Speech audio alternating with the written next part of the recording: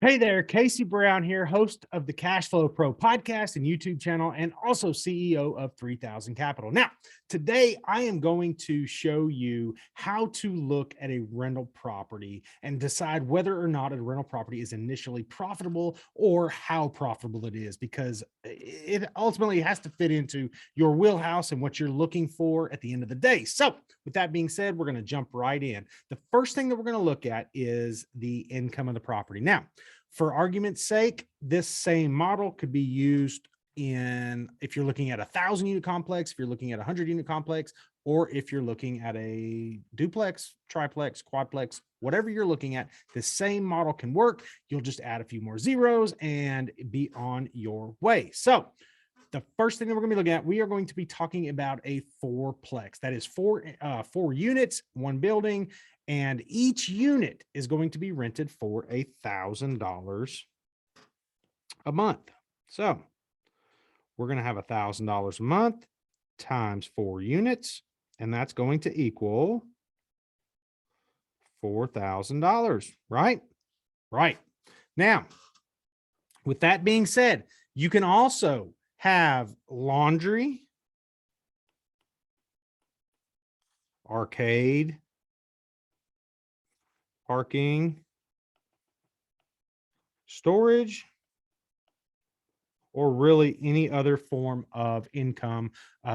Whatever, the bigger the unit, the bigger the complex, the more streams of income you could possibly have, and it's going to figure into this bottom line. But for today's example, we're going to be talking about a fourplex that rents for $1,000 per door, giving us a total monthly income of $4,000. Right. Now, the next thing we're going to be talking about is expenses. Now, the first expenses that we know are going to be there are going to be taxes, right? And I'm talking about property tax. So taxes.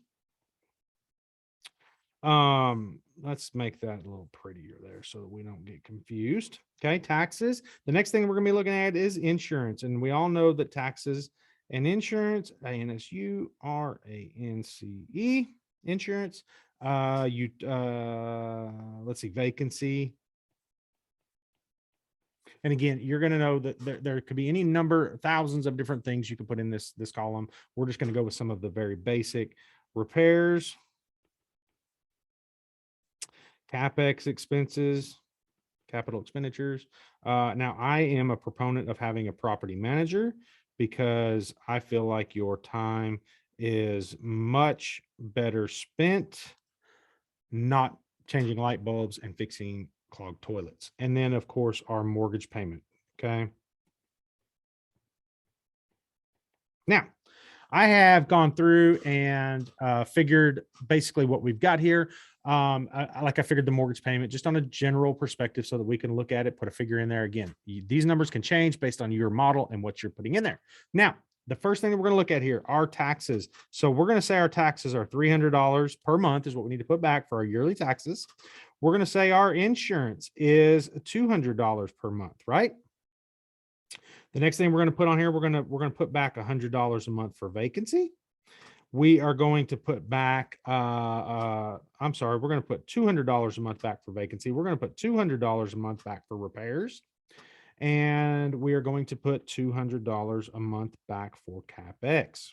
Now, property management generally charges 10% of the gross monthly rent. Now, with that being said, you can always negotiate that, get that lower, especially if you have multiple units, or the more units you have with a certain property manager, the better deal you could probably get. But for today's example, we are going to say that is $400. Now, I also figured the mortgage payment, again, this is arguable. I am going off of a $400,000 complex. I know that sounds weird to everybody because I'm using these general round terms, but we're going to say $100,000 per door fee. We're going to call this quadplex $400,000. And that's going to be that. And we're going to say our mortgage payment, again, I figured this beforehand, is $1,720. Okay.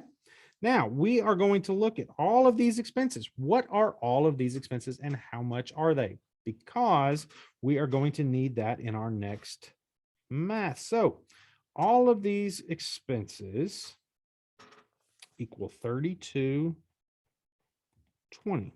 Okay. So $3,220 per month. Let me make sure that's right.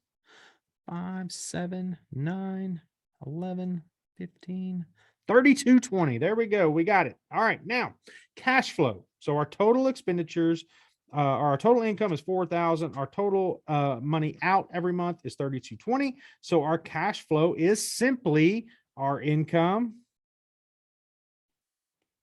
minus expenses.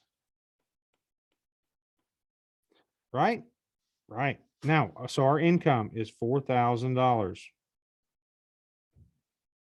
Our expenses are 3220,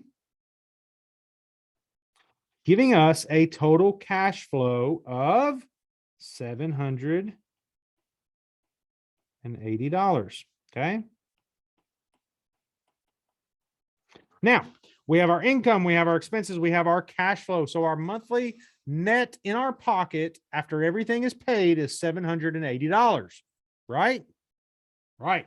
Now, the cash on cash return on investments. And I want to go back real quick and say the cash on cash return on investments has got to be, this is one variable that you need to look at when looking to purchase a property. This is the initial thing you need to look at to see whether or not a property is worth you looking closer at, or dissecting, or putting an LOI on, or whatever the prospect is. This is the way you do it. Now, so we're going to look at this and we're going to say, don't forget our unit cost, or our building cost was $400,000, right? So our first money out is going to be our down payment. Then we're going to say, let's pay our closing costs. And our rehab budget, we're going to put a little bit of money into it. And you can have a miscellaneous column, but we're not going to do that. So our down payment, we're going to say that we put 20% down, which is 80 grand, right? Now we're going to say our closing costs were 6 grand.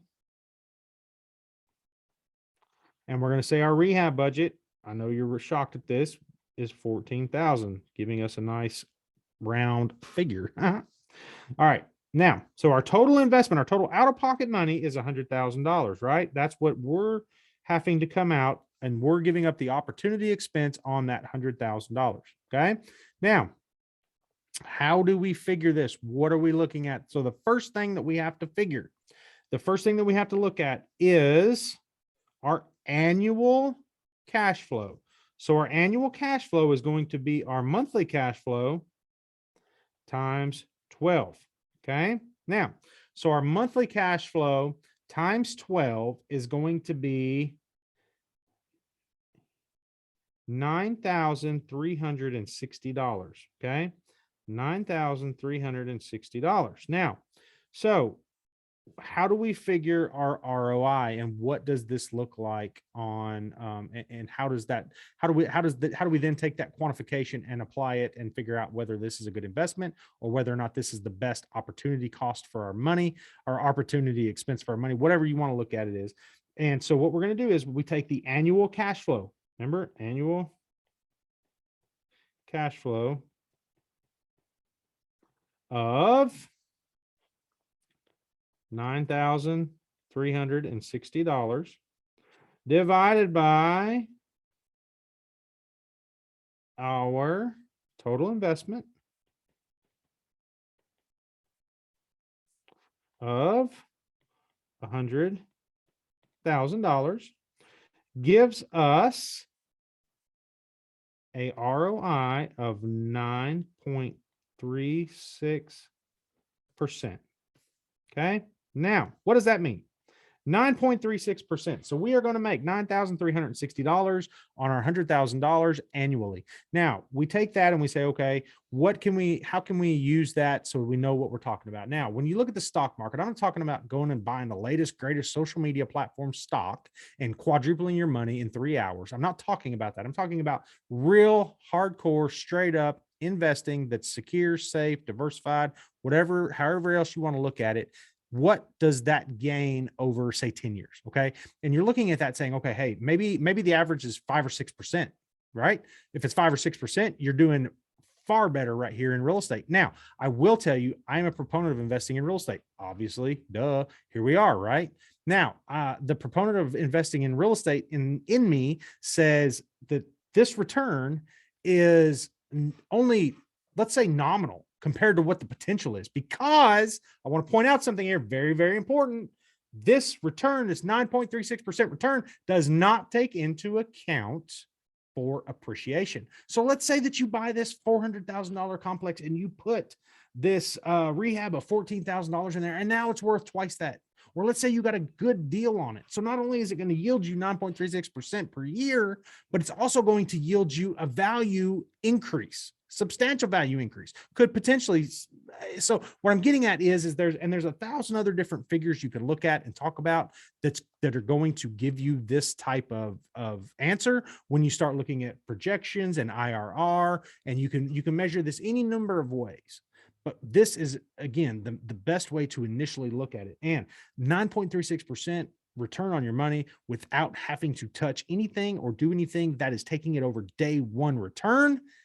I'm telling you, find me a stock, find me an investment anywhere else that's going to do that. And then not only do that, but then have the security of that thing being sitting right there where you can go see, touch, feel, look at, whatever you want to do, the property that this is tied to.